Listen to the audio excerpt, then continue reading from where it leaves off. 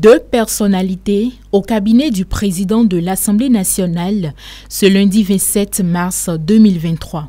La première, Yaovi Bachassi, représentant résident de l'Union économique et monétaire ouest-africaine au Bénin. Sa visite est motivée par trois raisons fondamentales. Déjà, c'était pour le féliciter pour sa réélection, non seulement en tant que député, mais aussi en tant que président de l'Assemblée nationale. Secondo, vous savez qu'au niveau institutionnel de l'UEMOA, le système institutionnel, nous avons des textes qui sont pris au niveau de l'UEMOA et qui s'appliquent directement dans les États membres. Dans certains cas, les parlements nationaux ont un rôle très important à jouer dans la transposition des textes que l'UEMOA prend. Donc c'était aussi pour discuter de cette coopération. Vous savez que chaque parlement désigne des représentants au comité interparlementaire de l'UEMOA et qui ont un rôle aussi à jouer.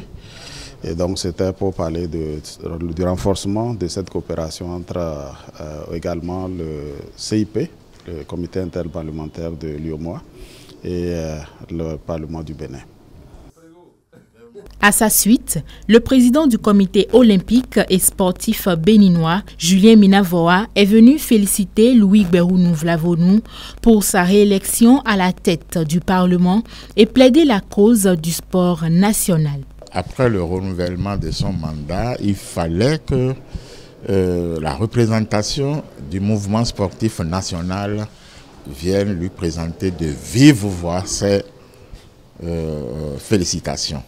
C'est ce que nous sommes venus faire. Nous en avons profité donc pour parler énormément de ce qu'il faut faire d'autre pour que le sport trouve plus d'espace dans notre pays. La loi, par exemple, qui fonde la gestion du sport dans notre pays, qu'on appelle la charte des sports, vous savez qu'elle remonte à 91 et qu'aujourd'hui, c'est devenu une coquille vide. Des échanges desquels les deux personnalités sont sorties ravies.